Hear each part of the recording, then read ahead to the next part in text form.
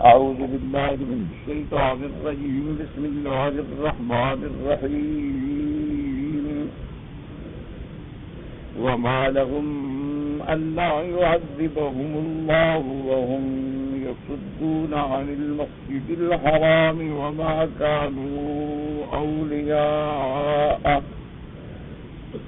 إن أولياؤه إلا المتقون ولكن أكثرهم لا يعلمون. وما كان صلاتهم عند البيت إلا مكاء وتصدية فذوقوا العذاب بما كنتم تكفرون. إن الذين كفروا ينفقون أموالهم ليصدوا عن سبيل الله فسينفقونها ثم تكون عليهم حسرة ثم يغلبون والذين كفروا إلى جهنم يحشرون. ليميز الله الخبيث من الطيب ويجعل الخبيث بعضه على بعض فيركمه جميعا فيجعله في جهنم أولئك هم الخاسرون. اب ان آیات مبارکہ میں جو سورۃ الانفال کی آیات مبارکہ ہیں، اللہ تبارک و تعالی نے ارشاد فرمایا کہ وما لهم الا يعذبهم اللہ، کیا ہے کہ ان کو کیوں نہ عذاب کرے اللہ. وهم يصدون عن المسجد الحرام، اور وہ مسجد الحرام سے روکنے والے ہیں ایمان والوں کو. وما كانوا اولیاؤہ، اور نہیں وہ مسجد الحرام کے متولی. ان اولیاؤہ الا المتقون، اس کے متولی تو وہ ہیں جو اللہ سے ڈرنے والے. جیسا کہ سابقہ آیات میں آپ نے الحمدللہ سب سے پہلے احوال غزوہ بدر پڑھے ہیں، اور اس کے بعد میرے اللہ نے یہ ارشاد فرمایا تھا کہ ان تتقوا اللہ، اگر تم اللہ سے ڈرو گے، تقوی اختیار کرو گے تو اللہ تمہیں 3 نعمتوں سے نوازیں گے. ایک فرقان، کہ حق و باطل کے اندر فیصلہ فرما دیں گے، حق کی کامرانی اور باطل کی ناکامی، اور تمہارے گناہوں کو مٹا دیں گے. یکفر عنکم سیئاتکم، اور تیسری بات کہ تمہاری مغفرت فرما دیں گے. اور اللہ بہت بڑے احسان والے ہیں، فضل والے ہیں. اس کے بعد پھر اللہ تبارک و تعالیٰ نے حضور صلی اللہ علیہ وسلم کی ہجرت کے بارے میں ذکر فرمایا کہ میرے محبوب جب کافر تدبیریں کر رہے تھے، آپ کو قید کر دیں یا آپ کو قتل کر دیں یا آپ کو نکال دیں، تو اللہ سب سے بہتر تدبیر کرنے والے ہیں. ان کی تدبیریں اور ان کے داؤ جو تھے وہ ناکام ہو گئے، اور اللہ نے اپنے پاک پیغمبر سیدنا محمد مصطفیٰ صلی اللہ علیہ وسلم کو خیریت کے ساتھ ہجرت کا حکم دے کے مکے سے مدینہ منورہ پہنچا دیا، اور مدینہ منورہ کو حضور کا مرکز اور مستقر اور آپ کا مقر بنا دیا. ان آیات کے بعد اللہ نے یہ ارشاد فرمایا تھا کہ کافروں پر عذاب کیوں نہیں آیا.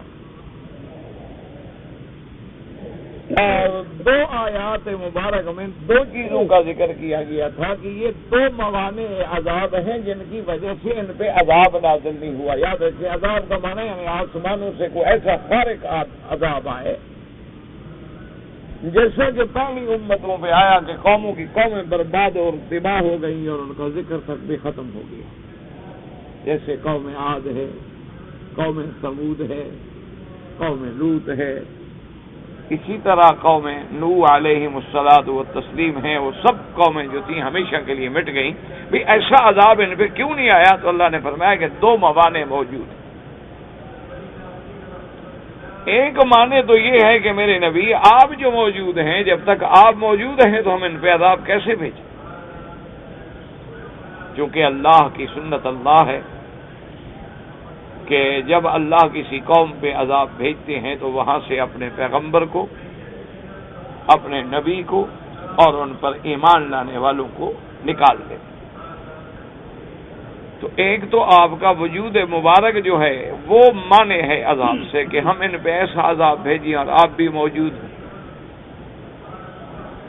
اور دوسرا معنی عذاب یہ ہے کہ میرا محبوب جب تک یہ معافی مانگنے والے ہیں، استغفار کرنے والے ہیں، اس سے مراد بعض علماء نے فرمایا کہ مومنین ضعفاء جو مکے میں رہ گئے تھے وہ اللہ سے معافی مانگتے رہتے. تو جب تک یہ استغفار کرنے والے ہیں اس وقت تک بھی اللہ عذاب نہیں بھیجے. یعنی دو معنی، ایک حضور صلی اللہ علیہ وسلم کا وجود مسعود اور ایک ان کا استغفار. اور بعض علماء نے یہ بھی فرمایا کہ استغفار چاہے کافر بھی کرتے تھے، لبیک بھی پڑھتے تھے، طواف بھی کرتے تھے، تو اگر کافر بھی معافی مانگتے ہیں تو اللہ دنیا میں تو ان کو بھی معافی دے دیتے ہیں، کافروں کو آخرت میں معافی نہیں ملے گی. دنیا میں تو ان کو رزق بھی ملتا ہے، اولاد بھی ملتی ہے، صحت بھی ملتی ہے، عافیت بھی ملتی ہے، کامیابیاں بھی ملتی ہیں. تو یہ دو معنی ہیں، اس وجہ سے اللہ نے عذاب نہ بھیجا. اب اس کے بعد ان آیات میں جو آج کے درس میں ہم نے تلاوت کی ہیں، اللہ تبارک و تعالی فرماتے ہیں کہ عذاب خارق نہ بھیجنے کا مطلب یہ نہیں کہ ان پہ عذاب آئے گا ہی نہیں، یا ان کی حرکات جو ہیں وہ مقتضی عذاب نہیں ہیں. معنی یہ ہے کہ ایسا عذاب جو پوری قوم اور امت کو برباد کر دے وہ نہیں آئے گا. ورنہ عذاب عادی جو ہیں وہ تو آئیں گے، چونکہ ان کے کام ایسے ہیں مشرکین. ان کے بارے میں آج کے درس میں ہم نے جو آیات تلاوت کی ہیں اس کا اس میں ذکر ہے. فرمایا وما لهم ألا يعذبهم الله وهم يصدون عن المسجد الحرام وما كانوا أولياءه إن أولياؤه إلا المتقون ولكن أكثرهم لا يعلمون. اللہ نے فرمایا میرے مدنی صلی اللہ علیہ وسلم، ایک ان کے عذاب کے مستحق ہونے کی وجہ یہ ہے کہ یہ مسجد الحرام سے روکتے ہیں. اللہ کے گھر کو اللہ کی عبادت کرنے والوں سے روکنے سے بڑا جرم کیا ہو سکتا ہے؟ وَمَنْ أَظْلَمُ مِمَّن مَّنَعَ مَسَاجِدَ اللَّهِ أَن يُذْكَرَ فِيهَا اسْمُهُ. اللہ نے فرمایا ان سے بڑا ظالم کون ہے؟ یعنی کوئی نہیں ہے، بہت بڑا ظلم ہے کہ اللہ کے گھر، اللہ کی عبادت کو، عبادت گاہوں کو اللہ کے نام لینے سے روکا جائے. اب بعض مفسرین کرام فرماتے ہیں کہ یہ اشارہ تھا کہ جب میرے محبوب صلی اللہ علیہ وسلم، محبوب کائنات، اپنے صحابہ کے ساتھ عمرے کے لیے تشریف لائے اور مکے والوں نے آپ کو روک دیا، مقام حدیبیہ پر حضور صلی اللہ علیہ وسلم کو روکا گیا. حضور صلی اللہ علیہ وسلم بما اپنے صحابہ کے حالت احرام میں ہیں، اور حضور صلی اللہ علیہ وسلم نے ہر ممکن سعی فرمائی، کافروں کے ساتھ افہام و تفہیم کے لیے ہر ممکن حل کیا گیا، لیکن انہوں نے کوئی بات تسلیم نہ کی. اور حضور صلی اللہ علیہ وسلم کو بغیر ادائے عمرہ کے واپس مدینہ منورہ جانا پڑا۔ حضور صلی اللہ علیہ وسلم نے وہی احرام کھولے، وہی آپ نے دم احصار دی اور واپس تشریف لے گئے۔ یعنی پہلے تو کسی عام آدمی کا روکنا بھی اللہ کے گھر سے ناجائز ہے، یہ جائے کہ اللہ کے نبی کو روکا جائے۔ اور اسی سے آپ اندازہ فرما لیں کہ اس وقت میرے آقا پہ محبوب کائنات حبیب کبریا سیدنا محمد مصطفیٰ صلی اللہ علیہ وآلہ واصحابہ وسلم پہ اور صحابہ رضوان اللہ علیہم اجمعین پہ کیا گزری ہوگی کہ جب مدینے سے اونٹوں کا سفر کر کے، کاریں تو نہیں تھی نا ایئر کنڈیشن، مدینے منورہ سے حالت احرام میں، احرام حضور نے وہاں سے باندھا ہوا ہے ذوالحلیفہ سے، اور اونٹوں کے سفر کے بعد حضور حدیبیہ پہنچے ہیں، یہ حد حرم کے پاس جہاں چوکی ہے جس کو شمیسی کہا جاتا ہے، یہی وہ جگہ ہے جہاں حضور صلی اللہ علیہ وسلم پہنچے۔ اور مشرکین مکہ نے حضور صلی اللہ علیہ وسلم کو روک دیا۔ اب ذرا غور کریں، ایک واقعہ پڑھ لو جہاں حضور پاک آئے تھے اور کافروں نے روک دیا تھا، کہ غور کریں کہ اللہ کے نبی کے دل پہ کیا گزری ہو۔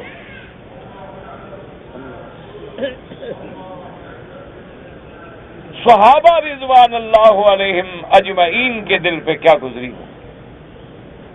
اسی لیے یعنی بڑے بڑے صحابہ جو ہیں نا، جلیل القدر صحابہ، جن کے ایمان پہاڑوں سے بھی زیادہ مضبوط ہیں، وہ بھی لرز گئے، ہل گئے، حتیٰ کہ حضرت عمر آئے اور حضور صلی اللہ علیہ وسلم کے سامنے آ کے عرض کیا کہ یا رسول اللہ صلی اللہ علیہ علی الحق، حضور کیا ہم حق پہ نہیں ہیں، ہم سچے دین پہ نہیں ہیں؟ آپ نے فرمایا کہ ہاں ہم حق پہ ہیں۔ انہوں نے کہا حضور پھر آپ نے یہ نہیں فرمایا تھا کہ ہم جائیں گے اور عمرہ کریں گے اور کعبے میں داخل ہوں گے اور وہاں تکمیل عمرے کے بعد اپنے سروں پہ اس طرح پھروائیں گے یا بال کٹوائیں گے اور کوئی ڈر نہیں ہوگا، تو یہ کیسے ہم روک رہے ہیں؟ تو حضور نے فرمایا عمر میں نے اس سال تو نہیں کہا تھا نا، کہا تھا کہ جائیں گے، یعنی عمر جیسا آدمی۔ اور پھر صحابہ نے بار بار عرض کیا کہ یا رسول اللہ تو یہ تو اتنا بڑا ظلم ہے مشرکین کا کہ ہمیں اللہ کے کعبے میں نہ آنے دیں۔ تو آپ دیکھیں کہ کیا گزری ہوگی، اور خدا کی شان دیکھیں، کبھی قرآن میں غور کیا کریں، حدیث میں غور کیا کریں، اور دعا کریں کہ اللہ ہمیں قرآن کی اور حدیث مبارک دونوں کی سمجھنے کی توفیق دے۔ ایک ہوتا ہے پڑھنا، ایک ہوتا ہے کسی چیز کا یاد کرنا۔ اب ہمارے یہاں کتنے حافظ ہیں جن کو قرآن یاد ہے؟ بجال ہے ایک لفظ بھی غلطی نہیں کرتے۔ انشاءاللہ پورا قرآن اگر آپ ان سے سنیں تو سارے قرآن مقدس میں ان کو ایک غلطی بھی نہیں آتی، لیکن سمجھتے نہیں بیچارے۔ اور کتنے لوگ ہیں جو زیادہ سے زیادہ ترجمہ پڑھ لیں گے، لیکن اللہ تبارک و تعالیٰ کے قرآن میں اور میرے محبوب پاک صلی اللہ علیہ وسلم کی حدیث مبارک کو سمجھنے کی کوشش کریں۔ دیکھیں میرے اللہ کا کتنا بڑا نام، لیکن آج وہی جگہ دیکھ لیں، یہ وہی مقام ہے ایک شمیسی جہاں حد حرم ہے اور جہاں چوکی لگی ہوئی ہے، جس جگہ کافروں نے ایک دفعہ میرے مدنی کو روکا تھا، اللہ نے فرمایا محمد عربی آپ غم نہ کریں، دین کو غالب کر دوں گا، اس کے بعد کافروں کو اندر داخل ہونے کے لیے میں قیامت تک روک دوں گا۔ وہی حد بن گئی، بس ختم۔ بڑے سے بڑا کافر آئے موڑو اس کو، غیر مسلمین ادھر آگے نہیں جا سکتے۔ اللہ نے اپنے نبی کی عظمتوں کو کیسے برقرار رکھا کہ میرے مدنی کو روکنے والوں تم پلید ہو کے میرے پاک نبی کو روک رہے ہو، آئندہ میں ہر مشرک پلید کو منع کر دوں گا۔ انما المشرکون نجس، مشرک پلید ہے، فلا يقرب المسجد الحرام بعد عامهم هذا، خبردار اس سال کے بعد پھر کبھی اندر نہیں آ سکتا۔ اس لیے بعض مفسرین نے فرمایا کہ ان کا ایک جرم تو یہ ہے کہ وہم یصدون عن المسجد الحرام، وہ مسجد الحرام سے روکنے والے ہیں، مسجد الحرام سے منع کرنے والے ہیں۔ اور دوسرا جرم ان کا یہ ہے، مفسرین نے فرمایا کہ صرف اللہ کے نبی کو نہیں بلکہ مشرکین مکہ کا یہ طریقہ بن گیا تھا کہ انہوں نے باقاعدہ اپنی چوکیاں بٹھا دی تھیں، پیرے بٹھا دیے تھے کہ جو بھی کوئی اسلام اللہ والا، اللہ کے نام لینے والا ہے مت آنے دو، حضور کے پاس نہ جانے دو۔ صرف اللہ کے نبی کو نہیں روکا بلکہ ہر اسلام والے کو روکا۔ اسی لیے صحابہ کرام فرماتے ہیں نا کہ جب تک سیدنا عمر رضی اللہ تعالی عنہ اسلام نہیں لے آئے، ہم نے تو کعبے میں آگے کھل کے نماز نہیں پڑھی، کیونکہ کافر نہیں آنے دیتے تھے۔ کہ اللہ کے نبی میرے محبوب آقا انعامدار حبیب کبریا سیدنا محمد مصطفیٰ صلی اللہ علیہ وآلہ آلہ وصحبہ وسلم، آپ خود نماز پڑھ رہے ہیں اور ابو جہل بدبخت آ کے کہتا ہے کہ واللہ لو رأیتک یا محمد، کہتا ہے مجھے اللہ کی قسم ہے محمد عربی، اگر میں نے دوبارہ آپ کو کعبے میں نماز پڑھتے ہوئے دیکھا نعوذ باللہ تو میں آپ کا سر کچل دوں گا۔ اللہ کے نبی کو دھمکی دے رہا ہے۔ کافروں کی تو عادت۔ ایک جرم یہ ہے، یاد رکھیں، سمجھیں اللہ کے قرآن کو، کہ مسجد الحرام سے روکنا، اور دوسرا جرم یہ ہے ان کا، وہ کہتے ہیں کہ ہم متولی ہیں مسجد الحرام کے، ہم اس کے مجاور ہیں، ہم متولی ہیں، ہمارا باپ دادا مکے کا سردار ہے، پہلے عبد مناف ہے، قصی ابن کلاب ہے، ہاشم ہے، عبد المطلب ہے، تو کعبۃ اللہ کے تو متولی ہم ہیں۔ یاد رکھیں دو جرم ہو گئے، ایک یہ کہ کعبۃ اللہ کے متولی ہم ہیں، اور دوسرا جرم یہ ہے کہ جب متولی ہم ہیں تو ہماری مرضی جس کو آنے دیں جس کو نہ آنے دیں۔ دو جرم اکٹھے ہو گئے۔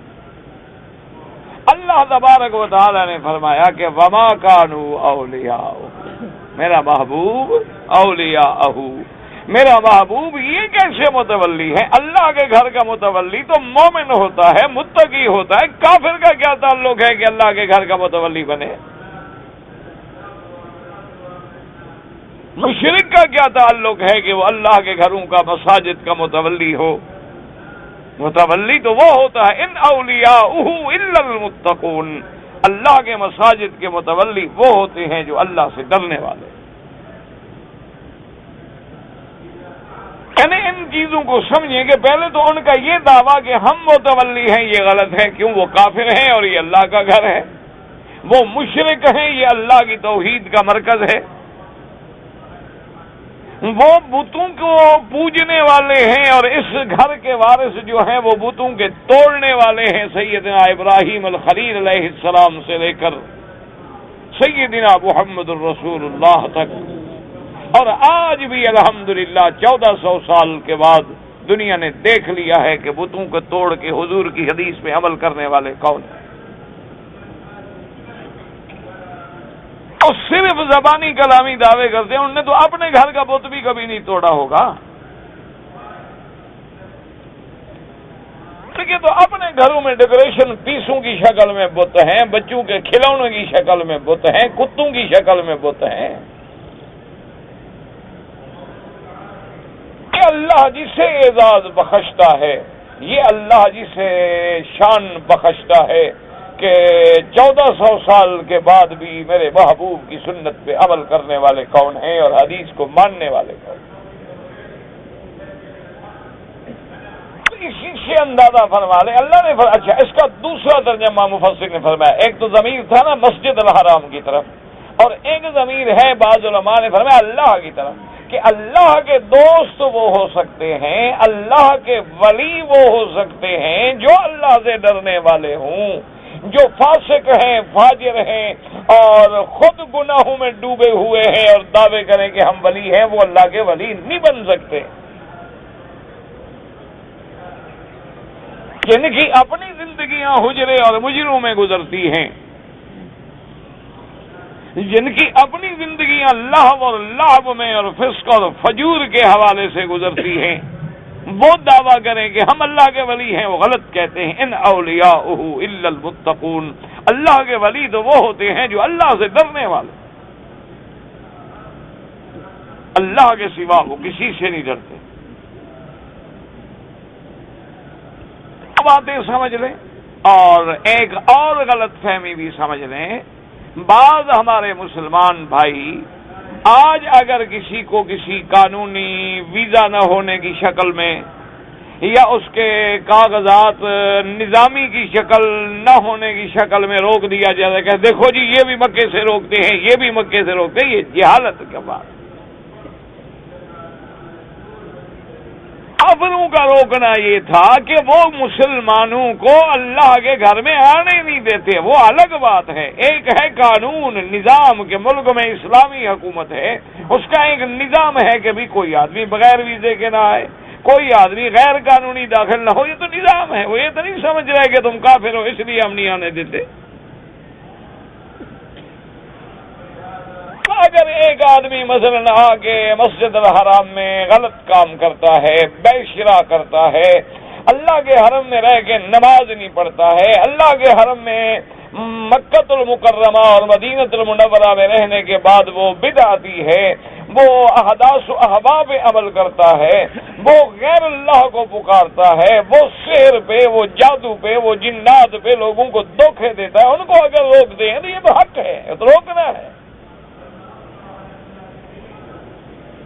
اسی لیے علماء نے یہ لکھا ہے، یاد رکھو کہ اگر ایک پاگل ہے اور اس کو آپ نے روک دیا مسجد سے تو اس کو نہیں کہیں گے کہ آپ نے مسجد سے روکا ہے، کیونکہ پاگل آدمی کے اندر آنے سے لوگوں کو ایذا پہنچتی ہے۔ جیسے کہ حضور صلی اللہ علیہ وسلم نے فرما دیا تھا کہ کوئی آدمی اگر بصل کھا کے یا لہسن کھا کے جن میں بدبو ہوتی ہے، کچا بصل کھایا، کچا لہسن کھایا اور ہوا ہے تو فرمایا مت آئے ہماری مسجد میں، لوگوں کو اپنی بدبو سے ایذا نہ پہنچائے۔ اسی طرح بعض روایات میں یہ بھی ہے کہ وہ چھوٹے بچے، بالکل نادان بچے جو حرم میں آنے کے بعد یا مساجد میں آنے کے بعد اس کی پاکی کا خیال نہیں رکھ سکتے ہیں یا اس کے ناپاک ہونے کا خدشہ ہوتا ہے، ان کو بھی منع کیا جا سکتا۔ اس لیے فوراً یہ نہیں ہوتا کہ جو بات مجھے تکلیف پہنچے بس اللہ کا قرآن وہاں لگا دو۔ یہی تو وہ جھگڑے ہیں جو آج جس کی وجہ سے امت جو ہے میرے آقا کی وہ تفرقوں میں بٹ گئی ہے کہ ہر جماعت نے اپنا ایک مزاج بنا لیا ہے اور جو ان کے خلاف ہے، جتنے قرآن میں کافروں کے خلاف آیتیں ہیں وہ ساری ان کے خلاف لگا دیتے ہیں۔ کہ اللہ کے قرآن کو سمجھا کرو کہ اللہ نے کن کو کہا ہے روکنے والے۔ ایک کافر ہے مسلمان کو نہیں آنے دیتا کہ مسلمانوں کو اللہ کے گھر میں نہیں آنے دیتا، ایک یہ ہے کہ وہ بھی مسلمان ہے، تم بھی مسلمان ہو، کسی معاملے کو کنٹرول کرنے کے لیے دونوں میں آسمان زمین کا فرق ہے۔ اور اسی میں یہ بات بھی واضح ہو گئی کہ مسجدوں کا متولی ان لوگوں کو بنایا جائے جو اللہ سے ڈرنے والے ہوں۔ اللہ سے ڈرنے والوں کا کیا معنی؟ اللہ کے حکم پہ چلنے والے ہوں۔ ایک آدمی نماز ہی نہیں پڑھتا تو اللہ سے کیا ڈرتا ہے؟ ایک آدمی روزانہ صبح و شام شیو کرتا ہے، انگریزوں کے لباس پہنتا ہے، وہ بھی اللہ سے ڈرتا ہے؟ ماشاءاللہ بڑا ڈرتا ہے بھائی۔ ایک آدمی حرام کھاتا ہے، سود کھاتا ہے، وہ بھی اللہ سے ڈرتا ہے۔ ایک آدمی نعوذ باللہ لہو و لعب میں ہے، شراب میں ہے، منشیات میں ہے، حرام میں پڑا ہوا ہے، وہ بھی ڈر رہا ہے اللہ سے۔ اگر اللہ سے ڈرتا تو ایسے گندے کام کرتا۔ یہ ٹھنڈے دل سے سوچیں کہ تم اگر اپنے باپ سے ڈرتے ہو تو کبھی باپ کے سامنے بیٹھ کے بے حیائی کا کام کرو گے؟ پہلے تو لوگوں میں اتنے حیا ہوتے تھے کہ ہمیں یاد ہے کہ دیہاتوں میں جب شادیاں ہو جاتی تھی تو 2 سال تک میاں بیوی اپنے ماں باپ کے سامنے اکٹھے نہیں بیٹھتے تھے کہ کیسے ماں باپ کیا کہیں گے، حالانکہ اس کی بیوی ہے، اس کا حق ہے۔ اتنا حیا تھا آنکھوں میں، اتنی شرم تھا آنکھوں میں کہ میاں بیوی ہے، نکاح ہے ان کا، والدین نے خود تو نکاح کیا ہے، ڈھونڈ ڈھونڈ کے تو اپنے بیٹے کے لیے بیچارے بہو لائے ہیں۔ اچھا ماں باپ تو خوش ہوں گے کہ میاں بیوی آپس میں محبت سے رہیں، اخلاق سے رہیں، اچھا پہنیں، اچھا کھائیں، لیکن شرم اور حیا کا یہ عالم ہوتا تھا کہ مجال ہے کہ ماں باپ کی موجودگی میں اونچی بات کر لیں۔ آج جو بے حیائیوں کا عالم ہے ماشاءاللہ وہ آپ کے سامنے ہے۔ آج تو بیٹے باپ کو جناب سکھلاتے ہیں کہ گناہ کیسے کرنا ہے، اور بیٹی ماں کو سکھلاتی ہے کہ تم پرانے خیال کی ہو اور میں تمہیں ٹریننگ دوں۔ اس لیے ہمیشہ یاد رکھیں کہ اللہ کے گھروں کا اولیاء متولی ان کو بنایا کریں جو نوازی ہیں، پرہیزگار ہیں، حلال کھانے والے ہیں، تقوی پہ چلنے والے ہیں، ان کا۔ اللہ نے فرمایا یہ تو 2 جرم ہو گئے، تیسرا جرم ان کا کیا تھا؟ وَمَا كَانَ صَلَاتُهُمْ عِندَ الْبَيْتِ إِلَّا مُكَاءً وَتَصْدِيَةً فَذُوقُوا الْعَذَابَ بِمَا كُنتُمْ تَكْفُرُونَ۔ اللہ نے فرمایا میرا مدنی صرف یہ نہیں کہ مسلمانوں کو روکتے ہیں، یہ نہیں کہ یہ جھوٹے کافر مشرک میرے گھر کے متولی ہونے کا جھوٹا دعویٰ کرتے ہیں، بلکہ ان کی اپنی عبادت کا یہ عالم ہے۔ ان کی اللہ کے گھر میں عبادت کیا ہے؟ سیٹیاں مارتے ہیں، تالیاں بجاتے ہیں، یہ ان کی عبادت، یہ نماز ہے۔ یعنی کسی عقل مند آدمی کو کہو، ایمان سے کہو، ایک آدمی سیٹی بجا رہا ہو، تالیاں مار رہا ہو تو عبادت ہے؟ اور آج بھی کتنے مذاہب ہیں جن کی عبادت گھنٹیاں بجانا ہے، گھڑیال بجانا ہے۔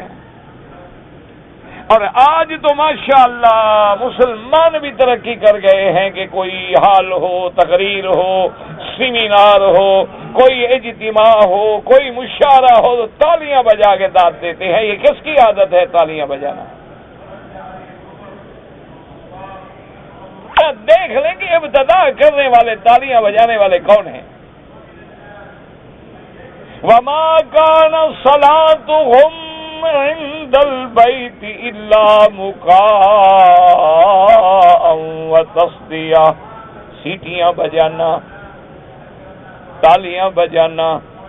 اللہ نے فرمایا جب تمہارے یہ جرم ہیں فَذُوقُوا الْعَذَابَ بِمَا كُنتُمْ تَكْفُرُونَ، اللہ نے فرمایا پھر چکھو عذاب، بس سبب اس کے کہ تم نے کفر کیا ہے، عذاب چکھو۔ اس میں 2 قول یاد رکھو، یا تو عذاب جہنم، کیونکہ اصل عذاب تو آخرت کا عذاب ہے، یا یہ ہے کہ دنیا کا عذاب جو اللہ نے ان پہ قحط کی شکل میں اور بدر میں ہلاکت کی شکل میں نازل کیا۔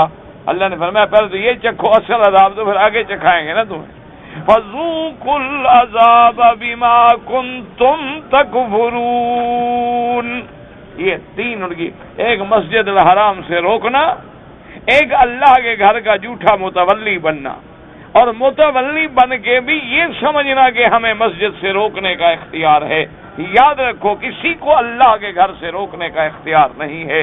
افسوس یہ ہے کہ آج دنیا میں کافروں کو تو چھوڑیں، مسلمان کہلانے والے، اہل سنت کہلانے والے سب کی مسجدیں الگ ہیں۔ یہ اس جماعت کی مسجد ہے اور یہ اس جماعت کی مسجد ہے اور یہ اس جماعت کی مسجد ہے، اور مسجدوں پہ ایسی باتیں لکھیں گے جو دوسرے کے دل جلانے والی ہوں۔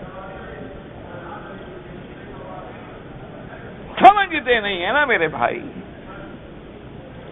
اب دیکھا ہوگا آپ نے مثلا مساجد میں لکھ دیں گے الصلاۃ والسلام علیک یا رسول اللہ، یا گیٹ پہ لکھ دیں گے، سڑکوں پہ لکھ دیں گے، اور سمجھاؤ کہیں گے دیکھو جی یہ تو صلاۃ و سلام کے منکر ہے نا، اگر دیکھو ہم نے کیا غلط لکھا ہے بھائی، اللہ کے نبی پر صلاۃ سلام ہی تو لکھا ہے، لیکن وہ اصل مسئلہ نہیں سمجھ رہے کہ بھئی دور سے کھڑے ہو کر یا حرف ندا کے ساتھ پکارنا جو ہے وہ تو صرف اللہ کا حق ہے۔ اگر تم نے حضور کی محبت میں لکھنا تھا، آپ نے دیکھا ہوگا مکے سے مدینہ سفر کریں یا جدہ سفر کریں، راستے میں آپ کو بورڈ ملیں گے، لکھا ہوگا صلی علی النبی، اللہ کے نبی پہ درود بھیجو۔ جو اللہ کا حکم ہے کہ یا ایھا الذین آمنوا صلوا علیہ وسلموا تسلیما، اب اگر ہر جگہ آپ بورڈ لگا دیتے اللہم صلی علی سیدنا محمد، کوئی اعتراض کی بات ہی نہیں تھی۔ آپ ہر جگہ بورڈ لگا دیتے کہ بھی حضور پاک پہ درود پڑھو تو کوئی منع نہیں تھا۔ بات تو یہ ہے کہ جو لاکھوں آدمی سے تم یا کے حرف کے ساتھ ہو، وہ صبح سے لے کر شام تک جو لاکھوں آدمی ندا کریں گے، کس کو پتہ چلے گا کہ یہاں حقیقت مراد ہے یا مجاز مراد ہے، یا یہاں حاضر ناظر سمجھنا ہے یا نہیں سمجھنا ہے؟ وہ تو شرک میں پڑ جائے گا۔ اور اللہ تبارک و تعالیٰ تو تھوڑی سی مشابہت بھی آ جائے تو منع فرما دیتے ہیں۔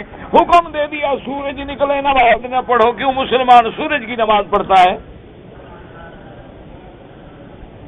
یعنی سورج نکل رہا ہے، تم تو اپنے کمرے میں کھڑے ہو نماز پڑھے، تمہیں تو سورج نظر ہی نہیں آ رہا۔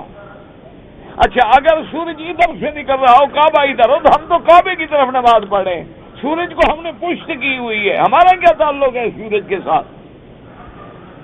لیکن فرمایا نہ، اس وقت چونکہ بعض سورج کے پجاری عبادت کرتے ہیں تو تمہیں بھی عبادت کرتے ہوئے اگر کوئی غیر مسلم دیکھے تو وہ تمہیں بھی سورج کا پجاری نہ سمجھے۔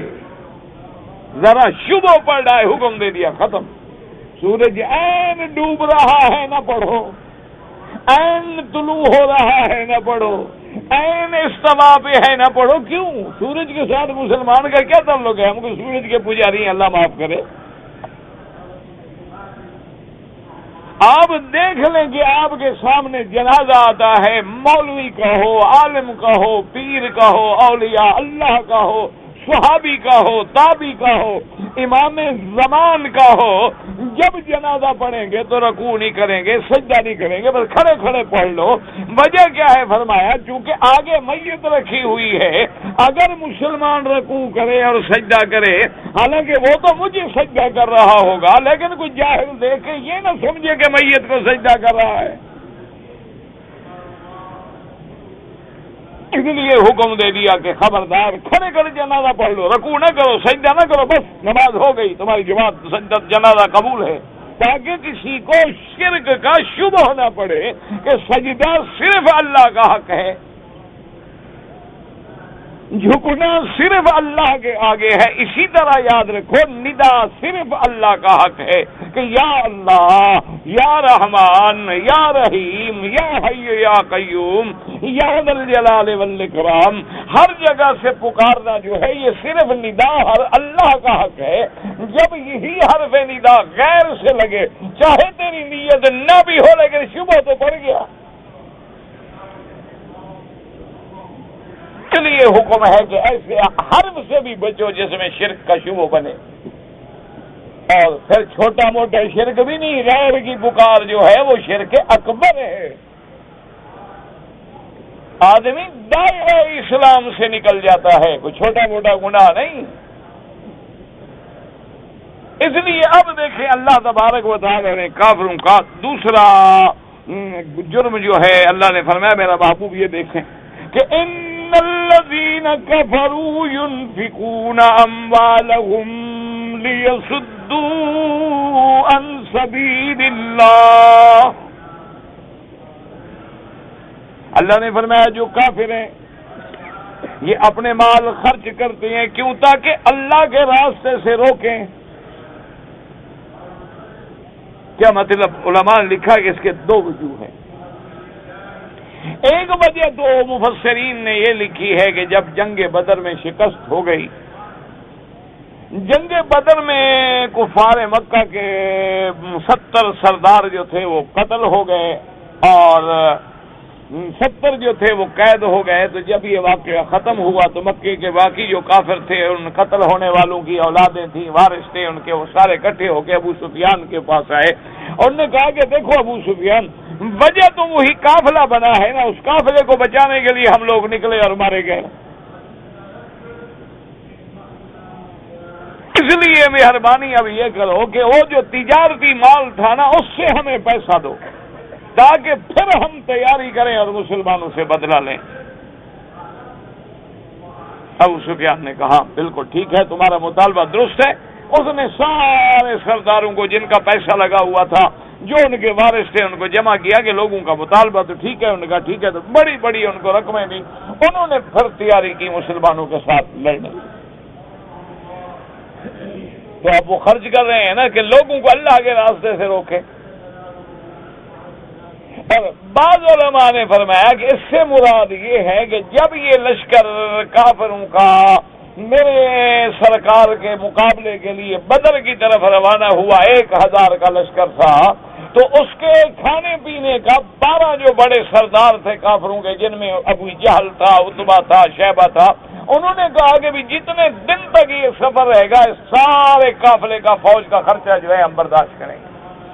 اور انہوں نے تقسیم کر دیا کہ ہر روز کا خرچہ جو ہے ایک آدمی برداشت کرے. اور روزانہ 100 اونٹ ذبح ہوتا تھا، 10 اونٹ ذبح ہوتے تھے روزانہ. 100 نہیں 10 اونٹ، ایک اونٹ تقریباً 100 آدمی کھاتا ہے. اور پھر باقی اخراجات الگ تھے.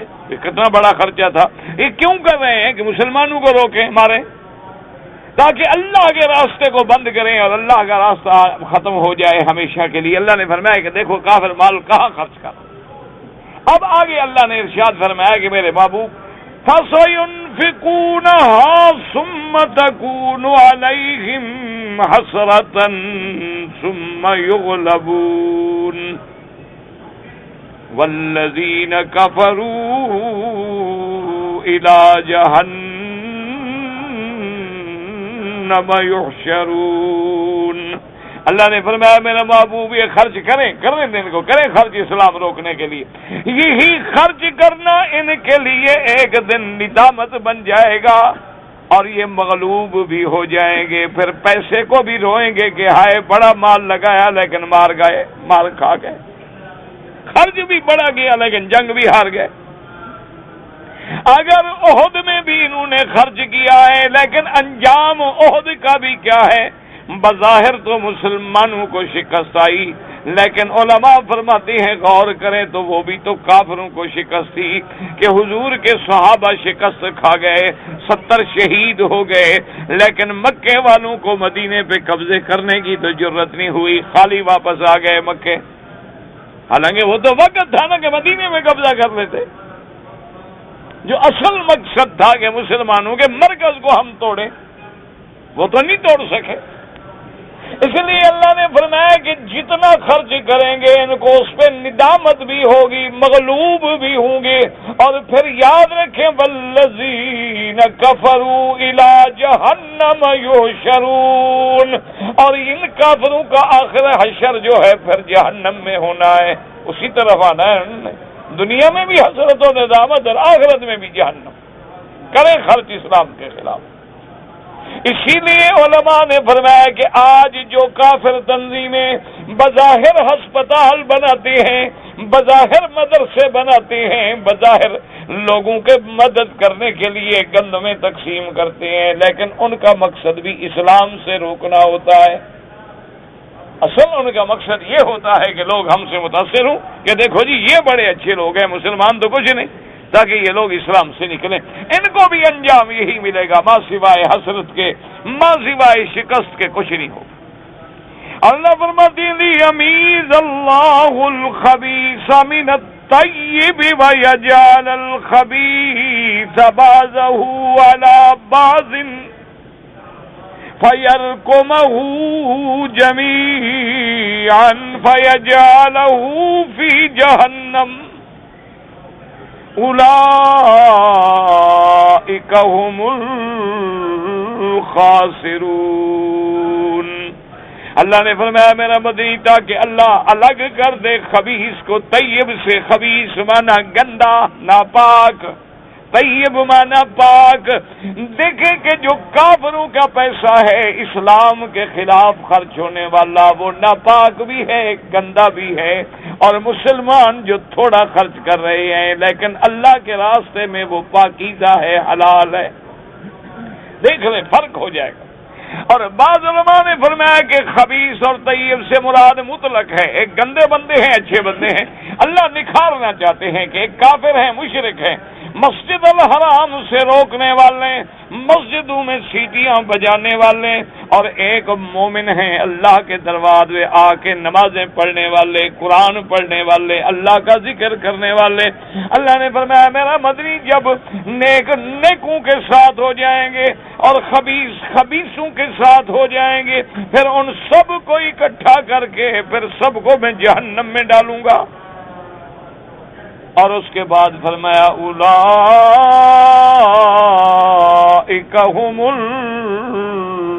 الخاسرون، فرمایا یہی کافر اصل ترٹے والے، اصل نقصان والے ہیں کہ دنیا بھی گئی، مال بھی گیا، عزت بھی گئی، شکست بھی ہوئی، مغلوب بھی ہوئے، اور آخرت میں جہنم بھی ملی۔ اور مسلمان اگر مارا گیا تو شہید ہو گیا، زندہ رہا تو غازی بن گیا، کھانا مل گیا تو شکر کیا، نہ ملا تو صبر کیا۔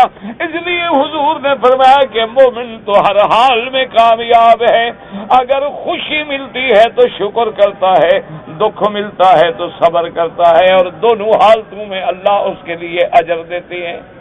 اللہ تبارک و تعالی نے ان آیات میں مشرکین مکہ کے احوال، ان کے معتقدات باطلہ، ان کے عادات سیئہ اور اس کا رد، اور مسلمانوں کے اعمال صالحہ کا ذکر فرمایا۔ دعا کریں اللہ ہمیں ایمان والوں کے ساتھ رکھے، اور اللہ ہمیں حضور پاک صلی اللہ علیہ وسلم اور صحابہ کی محبت اور اتباع نصیب فرمائے۔ بھئی کہتے ہیں جی پاکستان میں بعض لوگ نماز پڑھ کے سر کو پکڑ کے کچھ پڑھتے ہیں، اللہ عالم، میرے بھائی جو پڑھتے ہیں ان سے پوچھو یہ میری کیا ذمہ داری ہے، پڑھتے وہ ہیں بتاؤں میں، مجھے کیا پتا کیا پڑھتے ہیں۔ کہتے ہیں جی کہ یہاں پر جب نماز کھڑی ہوتی ہے تو سعودیہ میں ہر مسجد میں امام جو ہیں وہ صفیں درست کرنے کے لیے کہتے ہیں، لیکن ہمارے ملکوں میں نہیں کہتے۔ اصل بات یہ ہے کہ سنت یہی ہے کہ جب صفیں کھڑی ہو جائیں تو امام باقاعدہ ان کو یاد کرائے کہ سووا استووا سووا صفوفکم سد الخلل، یہ سنت ہے میرے مدنی محمد مصطفیٰ۔ ہمارے یہاں تو نہ ماشاءاللہ امام کو فرصت ہوتی ہے اور نہ مقتدی کو، دونوں پریشان ہوتے ہیں کہ جلدی نماز ہو، جان چھوٹے بس، اس لیے امام صاحب اتنی دیر کرے تو پھر نماز پڑھنے کون آئے گا۔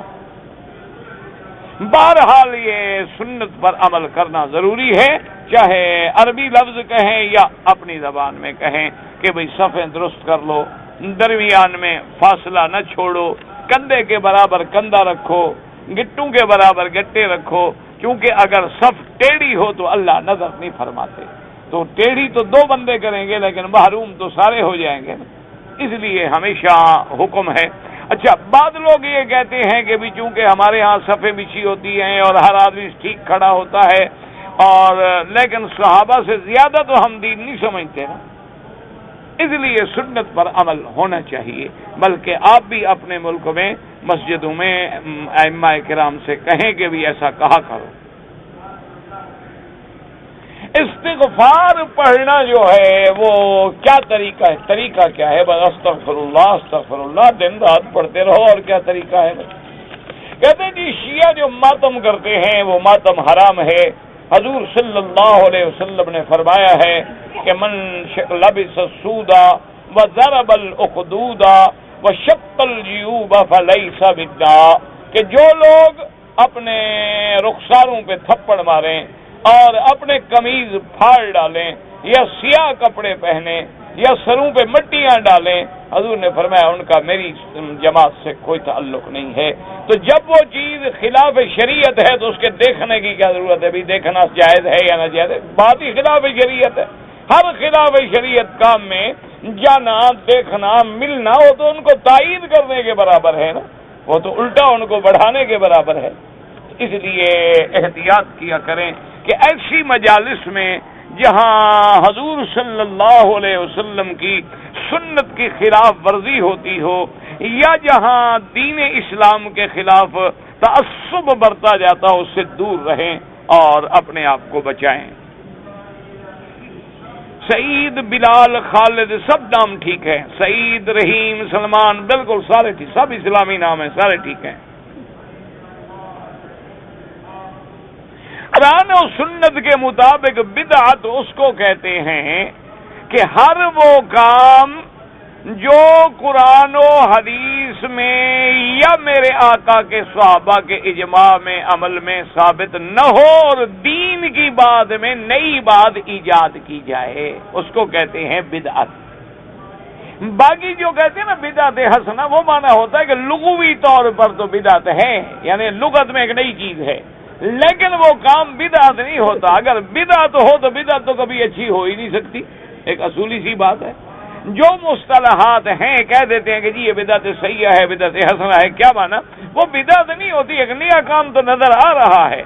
جیسے کہ سیدنا امیر المؤمنین حضرت عمر رضی اللہ تعالی عنہ نے جب دیکھا کہ رمضان المبارک کی رات میں مختلف امام کے پیچھے کہیں 2 آدمی، کہیں 4 آدمی، کہیں 5 آدمی، کہیں 6 آدمی کھڑے تراویح پڑھ رہے ہیں، تو آپ نے فکر کیا اور سوچا کہ اگر ان سب کو ایک قاری پہ اکٹھا کر دیا جائے ماشاءاللہ تو جماعت بھی بڑی ہو جائے گی اور مسجد میں بھی ماشاءاللہ بڑا اللہ کے قرآن میں مزہ ہوگا۔ تو آپ نے سب کو ابی ابن کعب کے پیچھے جمع کر دیا، کیونکہ سب سے زیادہ قاری القرآن جو تھے وہ حضرت ابی ابن کعب تھے رضی اللہ عنہ، اور آپ نے حکم فرمایا کہ بھی کل سے سارے ایک امام ہوگا، ابی ابن کعب سب اسی کے پیچھے کھڑے ہو کے تراویح پڑھو۔ تو جب آپ نے دیکھا تو آپ نے فرمایا بھائی ماشاءاللہ یہ اچھی بدعت ہے، یعنی ایک ہے تو اتنا کام، ورنہ جو حضرت عمر کام کریں وہ تو سنت ہے، وہ تو بدعت ہو ہی نہیں سکتی۔ علیکم سنتی و سنت الخلفاء الراشدین، اور حضرت عمر خلیفہ راشد ہے۔ اور دوسرا حضرت عمر نے جو کام کیا پھر سارے صحابہ اس پہ راضی ہو گئے تو اجماع صحابہ بھی ہو گیا، اس لیے وہ بدعت ہوتی ہی نہیں، وہ تو ایک سمجھانے کے لیے کہہ دیا جاتا ہے۔ اب جیسے مثلا آپ سپیکر رکھتے ہیں نماز کے لیے تو یہ بھی بظاہر تو نئی چیز ہے نا، کوئی چیز یہ تو پہ نہیں تھی۔ اب اگر یہ گانے کے لیے رکھا جائے تو آپ کہیں گے یار بڑی بری چیز ہے، دیکھو پہلے گانا 2 آدمی سنتے، اب 200 بندہ سنے گا نا۔ اگر اللہ کے قرآن کے لیے نماز کے لیے رکھا جائے، ہم یار ہے تو نئی چیز لیکن ہے کتنی اچھی، دیکھو نا، ورنہ جو باہر کھڑے ہیں ان کا تو رکوع سجود کا پتہ بھی نہ چلے، ان بیچاروں کو، ان کی تو نماز خراب ہو جائے۔ تو یہ ہمارے سمجھانے کے لیے ہے، ورنہ حضور نے فرما دیا ایاکم ومحدثات الامور کل محدثۃ بدعہ وکل بدعۃ ضلالہ، تعریف حدیث مبارک میں موجود ہے۔ حضرت ابراہیم علیہ السلام نے جب اپنے بیوی کو اور بچے کو چھوڑا تھا تو حضرت اسماعیل علیہ السلام اپنی والدہ کے ساتھ لائے تھے یا وہ یہاں پیدا ہوئے تھے؟ پہلے تو مجھے یہ بتائیں کہ ان مسئلے کی تحقیق کرنے کے بعد آپ کو کیا ملے گا؟ ہاں جی، کوئی مجھے فائدہ بتائے نا۔ حضرت اسماعیل پیدا ہوئے شام میں یا ہوئے مکے میں، آپ کو کیا تکلیف ہے؟ بس بیٹا جو ہے بیچارہ فارغ سوچے بھائی، جب ساری حدیثوں میں موجود ہے کہ بیوی بچے کو لا کے چھوڑا، قرآن میں موجود ہے کہ اسکنت من ذریتی بواد غیر ذی زرع، تمہیں ابھی تک سمجھ نہیں آیا؟ اللہ کے بندے ہیں بیٹھے رہتے ہیں، چلو بھائی کچھ تو لکھ کے پوچھ لینا جی، کچھ ہمیں ایسے ٹکرے ہیں اور کچھ ماشاءاللہ ایسے خیر خواہ مومن ہیں کہ بھئی ایسا سوال لکھو کہ کوئی جواب دیں اور ہم پھنسائیں۔ ہر قسم کے لوگوں سے پالا پڑتا ہے، لیکن اللہ نیت کے مطابق بدلہ دیتے ہیں۔ اللہ کے ہاں اگر نیت ہماری ٹھیک ہو تو ٹھیک ہے۔ اگر ہم یہ کہیں کہ تم سب لوگوں کی دعاؤں کا صدقے میں، یہی تو تم نے پہلے ہمارے خلاف محاذ بنایا ہوا ہے نا صدقے والا، اب اگر تمہیں اللہ نے عقل چھین لیا ہو تو میرا کیا قصور ہے؟ اگر انسان موجود ہے اور کہے کہ جی آپ دعا کریں، یا کہے کہ ان کی دعاؤں کی صدقے میں اللہ ہماری عبادت قبول کر لیں گے، تو یہ تو کوئی حرام نہیں، یہ تو کوئی توسل بالاموات نہیں۔ توسل جو منع ہے وسیلہ کسی کی موت کے بعد اس کا وسیلہ پکڑا جائے، اگر زندہ لوگ موجود ہیں اور ان کا وسیلہ پکڑا جائے وہ تو منع نہیں ہے۔ اسی لیے جب حضرت آقا انعامدار کے زمانے کے بعد سیدنا عمر رضی اللہ تعالیٰ عنہ نے کہا تھا کہ یا اللہ، جب تیرے نبی موجود تھے کننا نتوسل بنبی کا، ہم ان سے وسیلہ پکڑتے تھے، الان نتوسل بعم نبی کا، اب ہم حضور کے چچا کو لائے ہیں، ان کے وسیلے سے، ان کے دعا سے ہم دعائیں کر رہے ہیں۔ تو یہ تو کوئی شرک نہیں ہے میرے بھائی۔ اور یہی میں نے کہا تھا کہ جو لوگ حج میں ہمارے ساتھ موجود ہیں بزرگ اور علماء، لیکن اللہ جھوٹ بولنے والوں کے فتنوں سے بچائے، ان سے حضور نے حضرت عمر سے کہا دعا کرو۔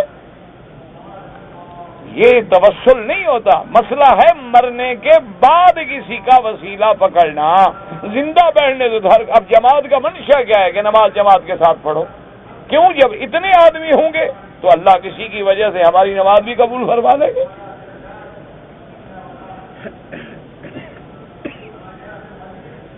سگے بہن اور بھائی کی بیٹیاں، مجھے نہیں سمجھ آیا کہ پوچھنے کا مقصد آپ کیا ہے آپ کا۔ دو بہنیں کٹھی جمع نہیں ہو سکتی، چاچی بھتیجی نہیں ہو سکتی۔ اب یہ دیکھ لیں یہ رشتے نہیں بنتے تو نکاح جائز ہے۔ بہرحال مجھے یہ نہیں پتا کہ زکوٰۃ آپ نے غریب کو دینی ہے، بس وہ مستحق ہے۔ دیکھنے میں بعض لوگ ہوتے ہیں جو مانگتے نہیں ہیں، یحسبهم الجاہل اغنیاء من التعفف، بعض لوگ ایسے ہیں جو سوال نہیں کرتے لیکن ہوتے مستحق ہیں، اصل تو وہی حقدار ہیں۔ جو یہ بھیک مانگنے والے ہیں یہ تو پیشہ ور ہیں، یہ تو بھکاری ہیں، ان کے پاس تو ماشاءاللہ لاکھوں جمع ہوتے ہیں۔ اصل وہ ہیں جو سوال نہیں کرتا، اپنی سفید پوشی کا بھرم رکھا ہوا ہے بیچارے نے، لیکن تمہیں پتا ہے کہ وہ مستحق ہے تو ایسے آدمی کو زکوٰۃ دی جائے۔ اچھا باقی کمینہ ہے یا اچھا ہے، ہمیں یہ حکم نہیں ہے کہ ہم لوگوں کے عیب ڈھونڈتے پھریں۔ ہاں اگر تمہیں پتا ہے کہ یہ آدمی نشئی ہے، یہ آدمی افیمی ہے، یہ آدمی چرسی ہے، میں اس کو زکوٰۃ دوں گا، یہ ابھی جا کے نشہ خریدے گا، تو پھر مدد نہ کریں، کیونکہ ایسے لوگوں کی مدد کرنے کا بھی شرعاً حکم نہیں ہے کہ نیکی میں مدد کرو، برائی میں مدد نہ کرو۔ جی کہ آپ کے کچھ دوست یا شاگرد ایسے ہیں جو تبلیغی جماعت والوں سے نفرت کرتے ہیں، اللہ ہدایت دے۔ ہم تو کہتے ہیں کسی دین والا کام جو بھی کر رہا ہے کسی سے نفرت نہ کرو۔ اگر کوئی قرآن پڑھا رہا ہے، کوئی قاعدہ پڑھا رہا ہے، کوئی تبلیغ کر رہا ہے، کوئی تقریر کر رہا ہے، شکر کرو کہ کسی طرح دین میں تو لگا ہوا ہے۔ اگر ان کی تائید نہ کر سکو تو ان کی مخالفت تو نہ کر کے اپنی عاقبت تو نہ خراب کرو۔ سنت مؤکدہ غیر مؤکدہ پڑھنے میں کوئی فرق نہیں ہوتا، اللہ کے بندے، جیسے وہ پڑھی جاتی ہے ویسے وہ پڑھی جاتی ہے۔ مؤکدہ کا معنی ایسی سنت جو بہت تاکید والی ہے، غیر مؤکدہ کبھی پڑھی حضور نے کبھی نہیں پڑھی۔ اگر خضاب سیاہ ہو خالص وہ منع ہے، اگر اس میں مہندی آپ نے ڈال دی لیکن دیکھنے میں خالص سیاہ نظر نہ آئے تو وہ ٹھیک ہے۔ غیروا شیبہ ولو بشیء، تو حدیث ہے ترمذی شریف میں حضور نے فرمایا کہ کچھ بدلو اپنا کسی چیز کے ساتھ اپنے سپیدی کو۔ اگر کسی آدمی نے کہا مارا تو وہ پھر نماز باطل ہو جاتی ہے۔ ایک ہوتا ہے تبسم، ایک ہوتا ہے ضحک، ایک ہوتا ہے کہا۔ تبسم تو ہے صرف دانتوں کا ظاہر ہونا، ضحک ہوتا ہے کہ ثنایا پورے ظاہر ہو گئے ہیں لیکن زیادہ صوت دور نہیں ہے، اور کہا وہ ہے جو صوت دور تک جاتا ہو۔ اسی لیے قرآن کہتا ہے فَتَبَسَّمَ ضَاحِكًا مِّن قَوْلِهَا، یوں سمجھ لیں جیسے ایک نیند ہے اور ایک سینہ ہے، لا تأخذہ سنۃ ولا نوم، سنہ ابتدا ہے اور نیند انتہا ہے، تو تبسم ابتدا ہوتی ہے اور پھر کہا انتہا ہے۔ حضور پاک ہمیشہ تبسم فرماتے تھے۔ بہرحال نماز میں ایسا کام کوئی نہ کریں جو اعمال خشوع کے خلاف ہو۔ اگر نماز میں اگلی صف پوری ہو جائے، ایک آدمی آ جائے، کوشش کریں کہ اکیلا کھڑا نہ ہو، یا اگلی صف میں ملے یا کسی کو ساتھ کھڑا کرے۔ اگر دو آدمی ہیں تو وہ بھی صف بنا لیں، اور بعض ائمہ فرماتے ہیں کہ ایک دائیں طرف کھڑا ہو جائے، ایک بائیں طرف، اور امام درمیان میں تھوڑا آگے کھڑا ہو جائے۔ دفتر میں اذان کی آواز آتی ہے مسجد سے، لیکن ہمارے دفتر والے وہی دفتر میں جماعت کراتے ہیں، کوئی حرج نہیں، وہ بھی تو جماعت ہے۔ آج کل تو ریڈیو کھول دو تو آواز ساری ملک میں آتی ہے۔ اگر دفتر میں بھی جماعت ہوتی ہے تو الحمدللہ، اگر مسجد جانے کی اجازت دیں اور اچھی بات ہے، جتنے قدم جاؤ گے ثواب بڑھے گا۔ اگر مر جائے تو اس کی وفات پہ جانے کی کیا ضرورت ہے؟ ابھی کافر کی وفات پہ کیا جانا ہے؟ ہاں کوئی ہمسایہ ہے، ہمدردی کے طور پہ چلے جاؤ، ان کے لیے دعا مغفرت تھوڑی کرو گے۔ میرے لیے دعا کریں کہ میری مشکلات دور ہو جائیں۔ جو آدمی مشکلات میں گھرا ہوا ہو نا، اس کی دعا تو جلدی منظور ہوتی ہے۔ آپ خود دعا کریں، آپ لوگوں سے کیوں دعا کرا رہے ہیں؟ امی یجیب المضطر اذا دعاہ ویکشف السوء، اللہ فرماتے ہیں جب آدمی کو مصیبت ہو، کون ہے مصیبت کھولنے والا اللہ کے سوا؟ تو آپ دل سے رو کے اللہ سے دعا کریں، ہم بھی کریں گے انشاءاللہ، اللہ سب کی مشکلیں آسان کریں۔ قبرستان میں جا کے اپنے والدین کے لیے دعا کروں، کوئی حرج نہیں، لیکن جب جانا ہو یہ نہیں بطور خاص 10 محرم کو جاؤ، ورنہ جہاں سے بھی والدین کے لیے دعا کرو تو مغفرت تو اللہ نے کرنی ہے ان کی، ضروری نہیں کہ قبرستان میں جا کے کرو تو اللہ سنتا ہے۔ آپ گھر میں بیٹھ کے بھی دعا کریں والدین کے لیے، اور ہر دعا میں والدین کی دعا شامل رکھیں۔ کا بڑا گناہ جو ہے فاذنوا بحرب من اللہ، اللہ سے اور اللہ کے رسول سے جنگ لڑنا، اس سے بڑا کوئی گناہ ہے جو اللہ کہ میرے ساتھ لڑو؟ ابھی بتا دیا، امام کے پیچھے کھڑے ہوں یا دائیں بائیں بھی کھڑے ہو سکتے ہیں۔ احرام کی حالت میں ایک آدمی نے مونچھیں کاٹی اور ناخن کاٹا، دم پڑ گئی۔ میں نے جس کے ساتھ بھلائی کی ہے اس نے ہمیشہ میرے ساتھ برائی کی ہے، کوئی بات نہیں، آپ بھلائی کرتے رہیں۔ وہ ایک بزرگ کا قصہ ہے نا کہ ایک بچھو ڈوب رہا تھا تو وہ اس کو ہاتھ دے کے نکالیں پانی سے اور وہ ڈنگ مار دے، وہ پھر گر جائے، وہ پھر ہاتھ دے دیں۔ ایک آدمی گزرا، اس نے کہا بڈھا میاں پاگل تو نہیں ہو گئے، وہ بچھو ہے بچھو، وہ ڈنگ مار رہا ہے، تم پھر ہاتھ دے رہے ہو۔ کہا یار وہ بری عادت نہیں چھوڑتا تو میں اچھی کیوں چھوڑ دوں؟ اس کی جو عادت ہے ڈنگ مارنے کی وہ تو نہیں چھوڑ رہا، وہ تو مار رہا ہے ڈنگ، تو میں اچھا کام کیوں چھوڑ دوں؟ آپ ہمیشہ بھلائی کرتے رہیں، اور حضور کا حکم ہے احسن لمن اساء الیک، اسی پہ احسان کرو جو تیرے ساتھ برائی کرے۔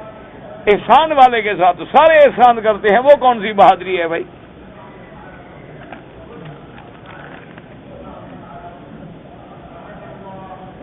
عورت نے اپنے شوہر سے کہا کہ پہلے یہ اقرار کرو کہ میرے سوا جب تم شادی کرو گے تو اس عورت کو طلاق ہو جائے گی، ماشاءاللہ۔ تو بہرحال یہ دارالافتاء میں مسئلہ لکھ کے دریافت کریں۔ اگر ایک آدمی نے ایک آدمی کی بہن سے شادی کی، اس نے اس کی بہن سے شادی کی، حق المہر نہیں مقرر ہوا، پھر نکاح نہیں ہوتا، نکاح شغار منع ہے۔ ان الصلاۃ امام القبور لا يجوز، اما امام قبر النبی صلی اللہ علیہ وسلم ما يصلي احد الا لان فيها حواجز وموانع۔ وفات کے دن میں ائمہ ثلاثہ کے نزدیک دونوں نمازیں جمع ہوں گی۔ اب لوگ نماز پڑھنے کے بعد کچھ پڑھ کے آنکھوں پہ پھیرتے ہیں، بھائی کو قرآن کی آیت پڑھتے ہوں گے، جو پڑھتا ہے اس سے پوچھا کرو نا بھی کیا پڑھتے ہو، کیوں پڑھتے ہو؟ پان میں تمباکو ملا کے کھانا بالکل ناجائز ہے۔ جب آپ نے خود لکھ دیا ہے کہ پہلی جز لا الہ الا اللہ سورۃ فتح میں موجود ہے اور محمد الرسول اللہ بھی موجود ہے، تو پھر باقی پوچھنے کی کیا ضرورت رہ گئی؟ پھر حضور کی کتنی متواتر احادیث میں موجود ہے، ہر صحابہ کے کلمے میں موجود ہے، ابھی تک یہ قطعی ثبوت نہیں ہوا. ماشاءاللہ. حضرت عثمان نے جمعہ کی دوسری اذان جو تھی بازاروں میں دلوائی، اس وقت جگہ ایسی تھی کہ وہاں لوگوں کو آواز پہنچ جاتی تھی. اب جہاں سے پہنچ جاتی ہے مسجد میں بھی ہو سکتی ہے. مقام زورا پہ اذان دلانے کا مقصد یہ تھا کہ جہاں آواز نہیں پہنچتی وہاں سے پہنچ جائے. اب تو الحمدللہ سپیکر ہیں، جہاں بھی کھڑے ہو جائے آواز پہنچ جاتی ہے. جب جمعہ کا خطبہ ہوتا ہے تو بیٹھے بیٹھے سو جاتا ہوں ماشاءاللہ. میرے خیال میں اب سونے آتے ہوں گے، نماز پڑھنے تو نہیں آتے ہوں گے نا. بہرحال بیٹھے بیٹھے اگر کوئی سو جائے تو نہیں، وضو نہیں ٹوٹتا. لیکن کچھ بھی مہربانی کرو، عادت نہ بناؤ. مسجد سے پانی لینا جائز ہے گھر کے استعمال کے لیے. اگر گھر میں پانی نہ ہو، مسجد میں موجود ہے تو لے جاؤ. اب قصر جو ہے احناف کے نزدیک 48 میل کا سفر ہو تو پھر مسافر ہے، نماز قصر پڑے گا. بار بار گناہ کا ارتکاب ہو جائے، ہر بار توبہ کریں. یہ شیطان دل میں ڈال دیتا ہے کہ بار بار کرے، یار چھوڑو اب کیا توبہ. نہیں، اللہ نے توبہ کا دروازہ بند نہیں کیا. توبہ کرو اور اچھے صالح لوگوں کی صحبت اختیار کرو. برے لوگوں کی صحبت سے نکل جاؤ تو انشاءاللہ گناہوں سے بچ جاؤ گے. جب تک تمہارے دوست برے رہیں گے گناہوں سے بچنا بہت مشکل ہے. ہم یورپ میں رہتے ہیں، وہاں نظام سود کا ہے. ہم جو کام کرتے ہیں ہمیں وہ تنخواہ، آپ کے لیے تنخواہ جائز ہے، کوئی بنا نہیں. حرامی بچہ جو ہے قیامت میں کون سے والد کے لیے شفاعت مانگے گا؟ جو اس کا والد ہوگا اللہ کے ہاں. جی جو لوگ ہم حرم میں کام کرتے ہیں، جب ہم واپس جاتے ہیں تو یہ حرم میں جو گلاس ہے پینے کے لیے پانی کے یہ کیمپ لے جاتے ہیں، کوئی حرج نہیں انشاءاللہ. یہ چھوٹی موٹی چیزیں ہیں اور اسی استعمال کے لیے ہیں. نہ بھی لے جائیں تو شام کو تو آپ پھینک دیں گے. جو استعمال ڈبے میں پڑے ہوتے ہیں، حالانکہ کبھی ان کو کسی نے شاید ہاتھ نہ بھی لگایا تو ابھی جا کے پھینک دیے جاتے ہیں. تو پھینک دینے سے تو بہتر ہے کہ مسلمان جا کے پانی پیتا ہے. لیکن یہ نہ کرنا کہ سارے اٹھا کے گھر لے جاؤ. یہ خادم لوگوں کے لیے ہے.